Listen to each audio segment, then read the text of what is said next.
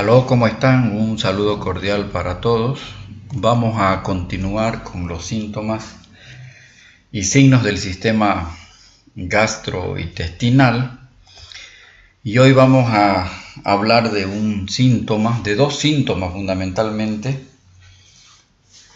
la pirosis y la regurgitación. Estos dos síntomas son los síntomas típicos de un trastorno, de una enfermedad muy frecuente que se llama la enfermedad por reflujo gastroesofágico. La pirosis es una sensación de ardor o acidez retrosternal. Muchos enfermos lo refieren como vinagrera, como agrura, como una sensación de la boca de agriedad. Es de carácter ascendente, de aparición postprandial, quiere decir que aparece después de haber comido. Aumenta en el decúbito dorsal cuando el paciente se tumba a la cama y fundamentalmente se presenta en la noche. A esto se llama pirosis y es un síntoma fundamental del síndrome de reflujo gastroesofágico. La regurgitación es el retorno espontáneo del contenido gástrico o esofágico hacia la boca, sin contracción de músculos abdominales, sin esfuerzo y sin náusea. Entonces, estos dos síntomas, pirosis y regurgitación, caracterizan a esta enfermedad que se llama la enfermedad por reflujo gastroesofágico. Entonces, muchos enfermos también lo reflejan, lo traducen como esa sensación urente, como un ardor epigástrico, como un sabor amargo en la boca y que puede acompañarse de mucha salivación.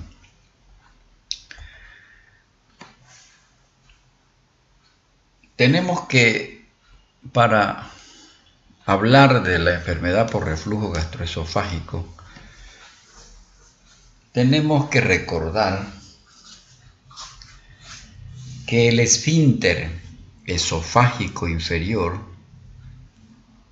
regula el flujo del alimento desde el esófago hasta el estómago.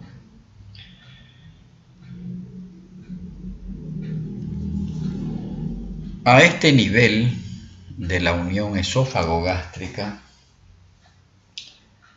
los músculos circulares del esófago distal constituyen el mecanismo interno y la porción del diafragma que rodea el esófago constituye el mecanismo externo. ¿Cuál es la etiopatogenia o la fisiopatogenia? El por qué refluye el contenido del estómago hacia el esófago o hacia la boca. Porque hay una actividad motora propulsiva desorganizada en el cuerpo esofágico. Hay una presión disminuida del esfínter esofágico inferior. Es fundamental el esfínter esofágico inferior para que progrese el alimento desde el esófago al estómago y para que evite el reflujo. El retraso en el vaciamiento gástrico es otro de los mecanismos fundamentales en el reflujo y la hipersecreción de ácido por el estómago. Cuando un enfermo se presenta con pirosis o con regurgitación, es un desafío para el médico investigar ¿Cuál es el mecanismo fisiopatogénico o fisiopatológico que está generando la enfermedad por reflujo gastroesofágico? Porque el tratamiento se encamina a anular ese mecanismo fisiopatológico, porque si yo no hago un buen diagnóstico, no identifico el factor de riesgo que está haciendo que esté generando ese reflujo gastroesofágico, el tratamiento va a fracasar. Hay relajaciones transitorias del esfínter esofágico inferior que ocurren sin deglución. Por lo tanto, yo tengo que identificar qué mecanismo fisiopatológico es el que está determinando el reflujo. Hay varios exámenes de diagnóstico que precisamente están encaminados a identificar cuál es el mecanismo fisiopatológico del reflujo para poder tratar en forma adecuada al paciente. Los factores que predisponen a la enfermedad de reflujo gastroesofágico son múltiples, son muchos. La obesidad y el embarazo, a través de un aumento de la presión intraabdominal, hacen que el paciente esté más predispuesto a sufrir la enfermedad por reflujo gastroesofágico. La hernia hiatal es otro de los factores de riesgo. El consumo exagerado de alcohol, de chocolate, de grasa, de tabaco, de muchos medicamentos, por ejemplo, los antagonistas del calcio, como la nifedipina, los antianginosos, como ser los nitratos, que se utilizan como droga antianginosa, pueden debilitar el esfínter esofágico inferior y producir el reflujo. Esto es una diapositiva donde se ve cómo la hernia hiatal, que no es más que la protrusión del estómago, por lo común el estómago, a través del hiato esofágico, es un factor de riesgo para la enfermedad por reflujo gastroesofágico. Los pacientes que tienen hernia de hiato están predispuestos a tener la enfermedad por reflujo gastroesofágico. Acá se ve un diafragma bien fortalecido, obviamente es lo normal. Sin embargo, cuando hay una debilidad del diafragma, se presenta esto que se llama la hernia hiatal. ¿Cómo se presentan clínicamente? ¿Cuál es la presentación clínica de los enfermos que tienen pirosis, regurgitación y que el médico sospecha que es una enfermedad de reflujo gastroesofágico? El 70% de estos enfermos tienen los dos síntomas, pero es una enfermedad que no produce fundamentalmente lesiones erosivas a nivel del esófago, porque sabemos que ¿por qué es dañino con el pasar del tiempo el reflujo gastroesofágico? Porque el pH del estómago, que es menor a 4, es un ambiente, contenido, este pH del estómago, somete a la mucosa del esófago a una agresión constante a la que no está sometida habitualmente porque su pH es mayor. En cambio, el pH del estómago, por ser menos de 4, agrede la mucosa del esófago, y es por eso que estos enfermos pueden hacer con el pasar del tiempo la famosa esofagitis por reflujo. Hay otros enfermos que sí cursan con erosiones de la mucosa esofágica. La pirosis y la regurgitación ya se acompaña de lesiones. A eso se llama la esofagitis por reflujo. Y fundamentalmente cuando se le pide y esa es la razón, mejor dicho, cuando se estudia al enfermo con enfermedad por reflujo esofágico, esto va a mostrar la endoscopía. Si tiene alteraciones si tiene lesiones, si tiene ulceraciones en la mucosa del esófago, a lo que se llama la esofagitis por reflujo. Y lo peor que le puede pasar a un enfermo, porque el RG es recurrente, es una enfermedad crónica que puede afectar la calidad de vida. Lo peor que le puede pasar a un paciente cuando sufre pirosis, regurgitación y el médico diagnostica una enfermedad por reflujo gastroesofágico es el esófago de Barrett. Aquí hay una metaplasia del epitelio del esófago, aunque es un porcentaje muy pequeño, pero es el asiento del adenocarcinoma del esófago. Hay indudablemente síntomas de alarma para sospechar de que el paciente está yendo a este problema precanceroso, porque el esófago de Barrett es un problema ya, es un signo precanceroso.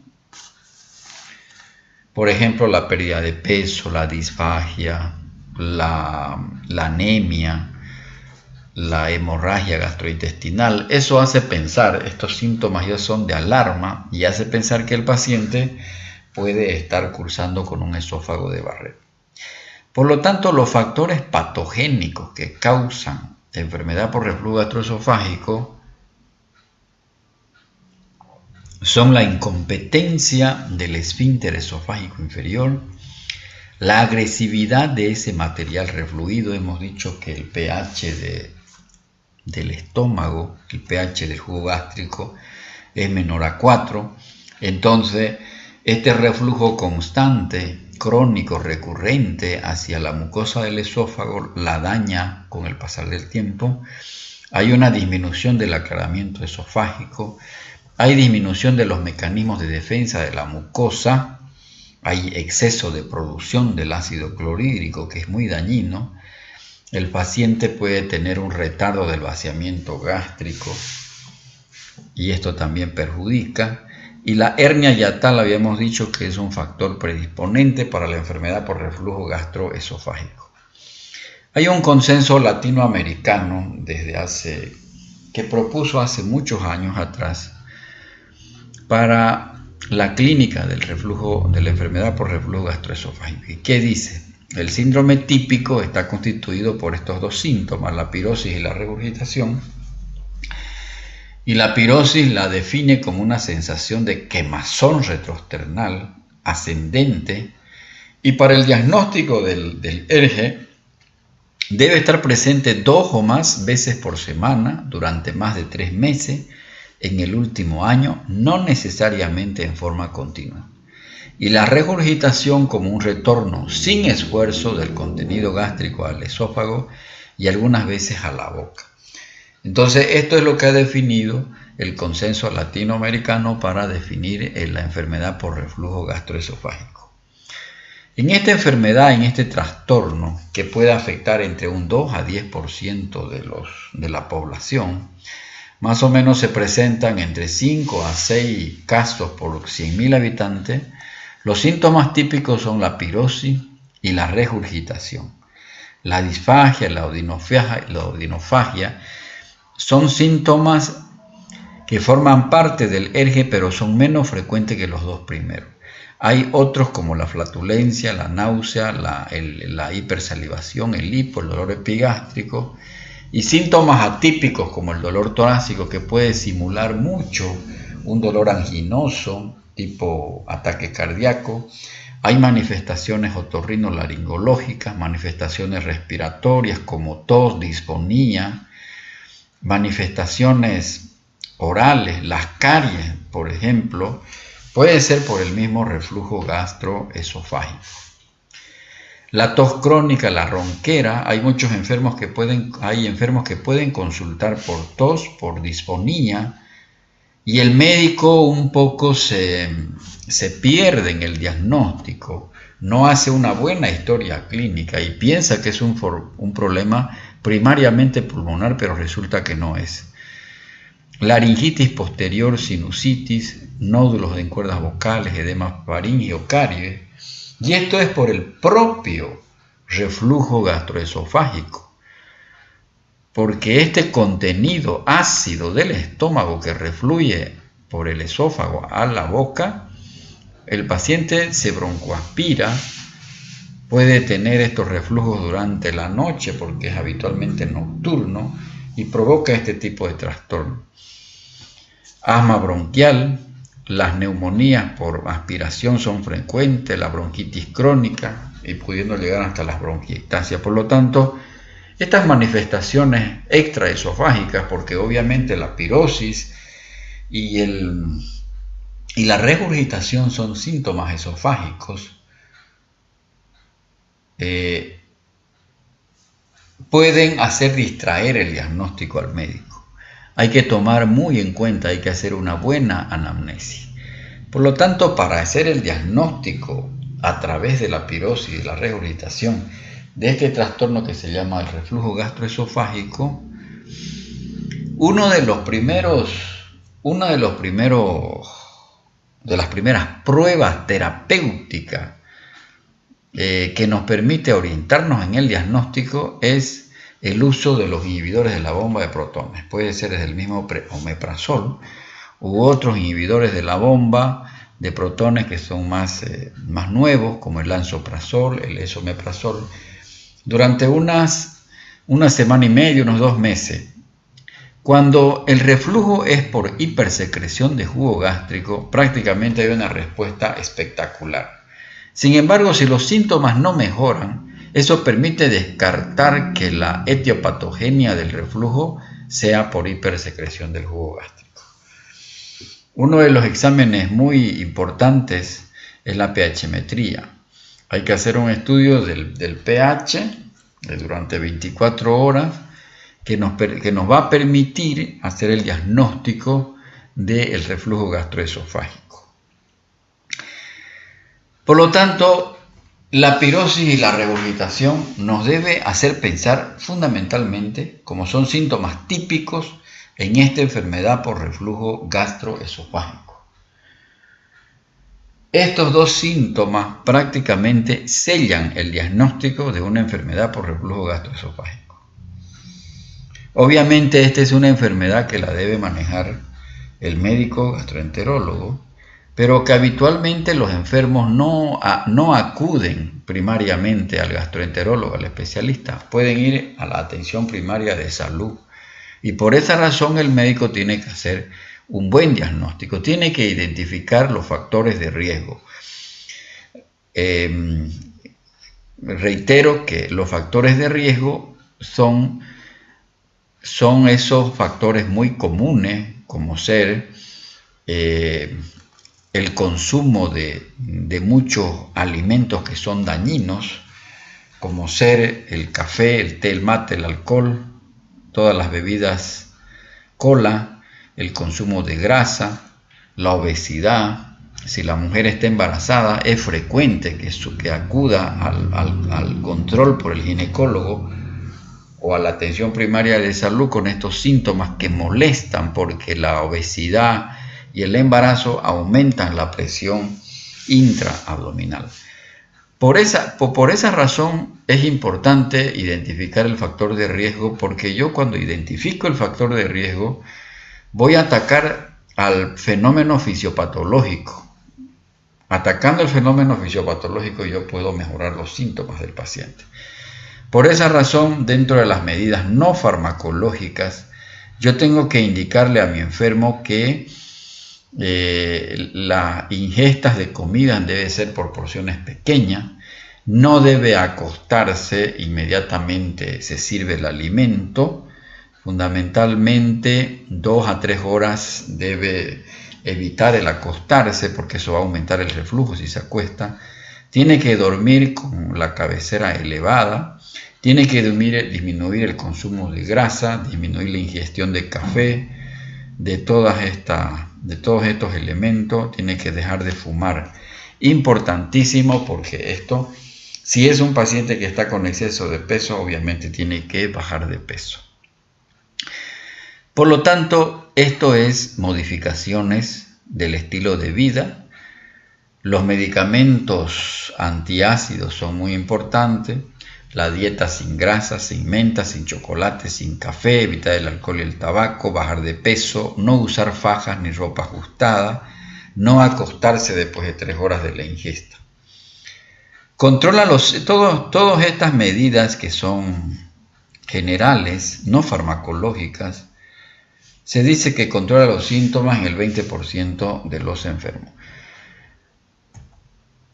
La etapa 2, cuando el enfermo no mejora esos síntomas, yo puedo pasar a una etapa 2. La etapa 2, fundamentalmente la etapa 2 es para pacientes. Cuando yo he identificado que el ERGE se debe a la pirosis, la regurgitación se debe, por ejemplo, a un retraso en el vaciamiento gástrico, una de las drogas muy eficaces es la domperidona. La domperidona es una droga antagonista de la dopamina, muy eficaz porque acelera el tránsito gastrointestinal, vienen comprimidos de 10 miligramos y en ampolla. La cisaprida fue retirada del mercado, la FDA la retiró, la cisaprida, era también un procinético porque aumenta el peristaltismo gastrointestinal, mejoraba el vaciamiento gástrico, mejoraba el reflujo, pero esta droga fue retirada de la FDA la retiró porque provocaba, se demostró que provocaba muerte súbita por arritmia cardíaca. La metoclopramida sigue siendo útil, pero el gran problema de la metoclopramida es que atraviesa la barrera hematoencefálica y puede provocar trastornos similares a lo que se llama, a los trastornos extrapiramidales. Los inhibidores, los antagonistas de los receptores de la histamina, la cimetidina, la ranitidina, la famotidina, siguen siendo útiles todavía en el tratamiento del reflujo gastroesofágico. Sin embargo, los adelantos, las drogas más eficaces, cuando el mecanismo del reflujo gastroesofágico es por hipersecreción del jugo gástrico, las drogas más eficaces son los inhibidores de la bomba de protones. El omeprazol, el lansoprazol, el pantoprazol o esomeprazol. Todas estas drogas se ha demostrado que cicatrizan el 80% de las esofagitis y se debe utilizar por un tiempo bastante prolongado. No deben utilizarse en ERGE erosiva, grado C o D, en esófago de barreo antecedente de laringitis y en asma. Sin embargo, esas son las precauciones que hay que tener. Creo que la mayoría de los enfermos lo primero que hacen es automedicarse. ¿Y con qué se automedican? Con estas drogas inhibidores de la bomba de protones que se ha vuelto muy familiar su uso. Recurren directamente a la farmacia y empiezan a tomar. El problema es que piensan que van a mejorar en una semana y eso no es cierto. La eficacia es más importante cuanto más tiempo toman. Mínimo son 8 semanas, 12 semanas de tratamiento.